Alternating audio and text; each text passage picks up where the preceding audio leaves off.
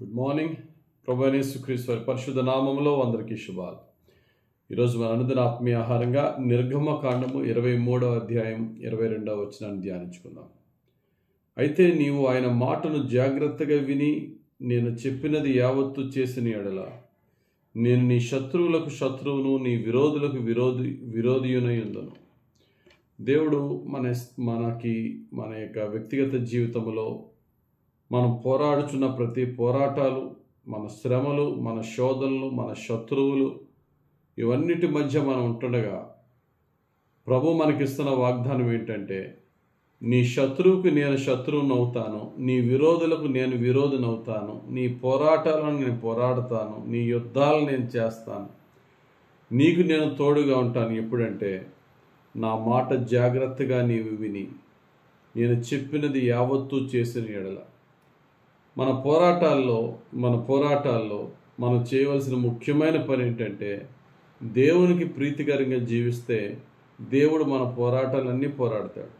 మనం ఏం చేస్తామంటే ఆ దేవుని సంగతి లాస్ట్లో పెట్టి ముందు మన శత్రువుని ఎలా జయించాలో ప్లాన్లు వేస్తామో, ఎవరు సహాయం చేస్తారని వారి చుట్టూరు తిరుగుతాం. దేవుని వాక్యం ఏం చెప్తుందంటే, కీర్తనల గ్రంథం 81వ కీర్తన 13-14 వచనాల్లో, అయ్యో నా ప్రజలు నా మాట వినిన ఎడల, ఇశ్రాయేలు నా మార్గములను అనుసరించిన ఎడల ఎంత మేలు.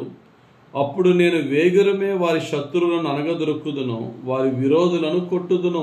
చదవబడిన వాక్యంలో మనం చూస్తే, మీరు నా మాట వింటే మీకు ఎంత మేలు. ఈరోజు నీ శత్రువుల చేత నువ్వు శోధింపబడి బాధింపబడుతున్నావు, వారు నిన్ను బాధపరుస్తున్నారు. నీవు తిరిగి వారిని బాధించవలసిన పని లేదు, నీవు వారితో దెబ్బలాడవలసిన పని లేదు. నువ్వు నా మాట విని నాకు లోబడి చాలు, నేనే నీ యుద్ధాలని చేస్తా, నేనే నీ శత్రువులను నోరు మోయిస్తా, నా బలముతో నేను నీకు జయమిస్తా. కీర్తనాకారుడు 44వ కీర్తన 3వ వచనంలో అంటారు, వారు తమ ఖడ్గము చేత దేశమును స్వాధీనపరుచుకొనలేదు, వారి బాహువు వారికి జయమీయలేదు. నీవు వారిని కటాక్షించితివి గనుక నీ దక్షిణ హస్తమే, నీ బాహువే, నీ ముఖకాంతియే వారికి విజయము కలుగజేసెను. ఇశ్రాయేలు గురించి చెప్తున్నమాట. అయ్యా, నీ దక్షిణ హస్తమే, నీ ముఖకాంతియే, నీ బాహువే ఇశ్రాయేలుకి విజయం ఇచ్చింది. కానీ వారి యొక్క శక్తి కాదు, బలము కాదు, వారి ఖడ్గము కాదయ్యా. నీవు వారి తరపున పోరాడావు, వ్యాజ్యమాడావు, యుద్ధం చేసావు. ఈరోజు ఇవే వాగ్దానాలు మన జీవితాన్ని కూడా అప్లై చేసుకుందామా? ఏ వ్యక్తి విషయంలో నువ్వు బాధపడుతున్నావో, ఏ వ్యక్తి విషయంలో మనం పోరాడుతూ కూడా ఆ వ్యక్తి నాకన్నా చాలా బలవంతుడు, చాలా ఉన్నతమైన స్థితిలో ఉన్నాడు, నేను ఆ వ్యక్తితో నేను దెబ్బలాడలేను అనుకుంటున్నావా?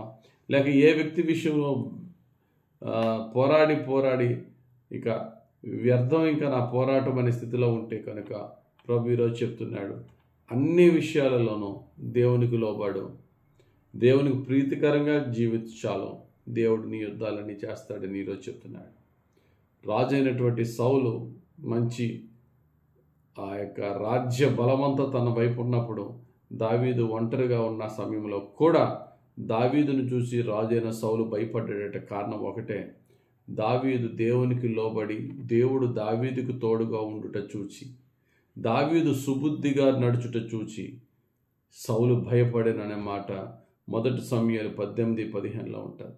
కనుక దేవునికి భయపడి, దేవునికి లోబడి, ఆయన వాక్యానుసారంగా ప్రతి విషయంలో మన రహస్య జీవితంలో కూడా దేవుని సంతోషపరిస్తే చిన్నది పెద్దది మన పోరాటాలన్నీ యేసయ్య చేస్తాడు.